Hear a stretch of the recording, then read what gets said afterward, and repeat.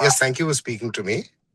I'd like to place on record that, I was traveling out of the country when I got to know from the media that such a allegation has been recorded as a complaint, as in the form of an FIR by the police. The matter is a sensitive matter. And at NRA, we take the greatest impetus and focus on ensuring that we try and provide a safe workplace or a performance place for athletes. And we have zero tolerance policy for anything which remotely relates to sexual harassment. We have placed the concerned coach under suspension pending the inquiry. It's incorrect to say that NRA has not looked into any matter or taken the matter seriously. Let me clarify for the record that this is the first time such a complaint of sexual harassment has been brought to our notice on this particular individual. And in my 4 years of 4 5 years of being in NRAI, only one particular case was brought to our notice in the one of our state federations, where the POSH committee and the various committees got into action, and this is in Rajasthan. And as you know, that the federation's internal committee can only function until such a criminal complaint is formed. Once a criminal complaint is formed, then obviously the police or the investigating authority take over the actual process of investigation. And if the person is guilty, then they will be punished as per the law of the land. Having said that, I repeat, we had not received any complaint on this particular individual, for that matter, any other coach in any official capacity as yet. The coaches are selected on the basis of a recommendation of an advisory committee formed by the NRAI. We specifically forbid coaches from taking, athletes to their rooms.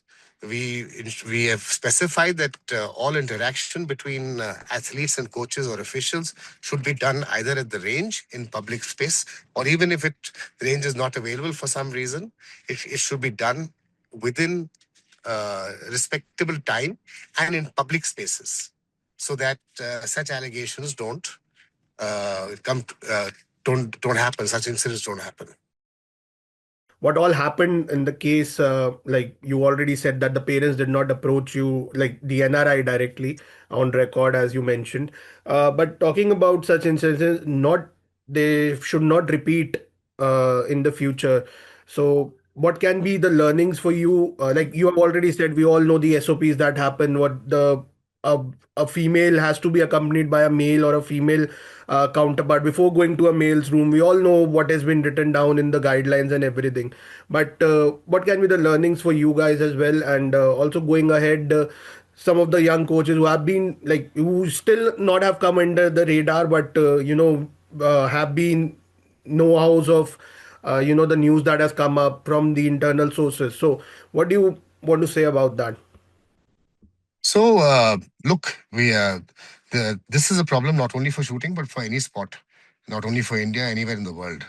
And as the NRA as far as the NRA is concerned, there's zero tolerance policy for any incidents of sexual harassment, be it within our coaching system or even in the outside. The incidents which have come up have not been related to NRI so far. This is the first time the incident directly related to one NRI coach has come to our light, and it has been filed as an FIR directly with the police, and we intend to cooperate fully.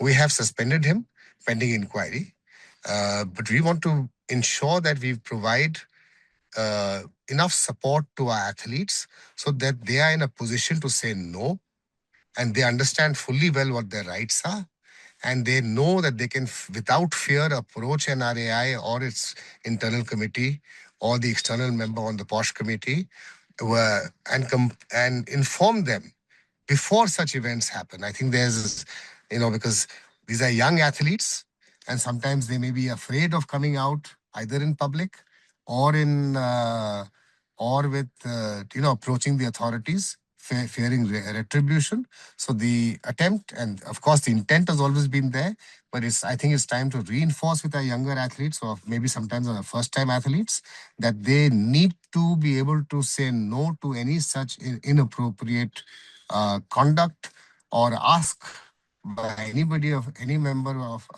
authority, be it a coach, official, jury, or a member of the NRAI, and they need to immediately report such incidents to the ICC or to the body concerned, so that strict action may be taken.